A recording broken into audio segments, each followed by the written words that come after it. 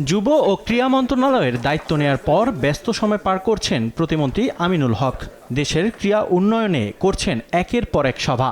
সাংবাদিক সংগঠনের পর এবার ফেডারেশনগুলোর কর্মকর্তাদের সঙ্গে মতবিনিময় সভা করেছেন যুব প্রতিমন্ত্রী, যেখানে ফেডারেশনগুলোর উন্নয়ন এবং পরিকল্পনা নিয়ে হয়েছে আলোচনা। প্রাধান্য পেয়েছে ফেডারেশন কর্মকর্তাদের মেয়াদ, খেলোয়াড়দের সঙ্গে কর্তাদের বিদেশ ভ্রমণের বিষয়।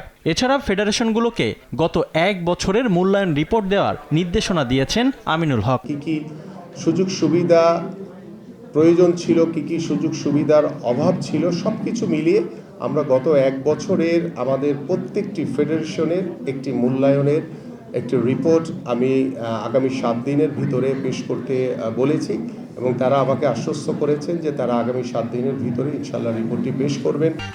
গরমে দাপাদাপি ঘরের চালের স্থায়ী সমাধান আনোয়ার সিমেন্ট শীট। এদিকে অ্যাডহক কমিটির মাধ্যমে পরিচালিত ফেডারেশনগুলোতে দ্রুত নির্বাচন আয়োজন করতে চায় মন্ত্রণালয়। এছাড়া জাতীয় খেলোয়াড়দের বেতন কাঠামো সহ ফেডারেশনগুলোর বার্ষিক ক্যালেন্ডারে নজর দিতে চান আমিনুল হক। উপজেলা থেকে নির্বাচনের মাধ্যমে আমরা জেলা পর্যায়ের নির্বাচন, আমাদের বিভাগীয় পর্যায় থেকে শুরু করে শেষ করে আমরা ফেডারেশনগুলোর আমরা নির্বাচনগুলো আনুষ্ঠানিকভাবে শেষ করতে চাই। যারা বাংলাদেশকে রিপ্রেজেন্ট করছে, দেশের জন্য যারা সম্মান বয়ে আনার জন্য নিজেকে উজাড় করে খেলার চেষ্টা করছে, সেই খেলোয়াড়দেরকে আমরা একটি বেতন কাঠামোর ভিতরে আনতে চাই। যুব ও ক্রীড়া প্রতিমন্ত্রীর সঙ্গে মতবিনিময় সভাকে ইতিবাচক হিসেবে দেখছেন ফেডারেশন কর্তারা।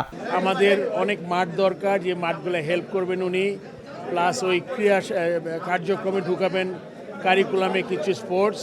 সবার সাথে সবার মত বিনিময় না করতে পারলে হয় কি, আমরা সব জিনিস জানা যায় না। আমাদের মন্ত্রী মহোদয়কে তো অ্যাকচুয়ালি সবার সব সমস্যা, সুবিধা অসুবিধা সব জানতেই হবে, সেজন্য এই সভাটা খুবই দরকার ছিল। ক্রীড়াঙ্গনকে ঢেলে সাজাতে দ্রুত নতুন কুড়ি স্পোর্টসের কার্যক্রম শুরু করতে চান যুব ও ক্রীড়া প্রতিমন্ত্রী।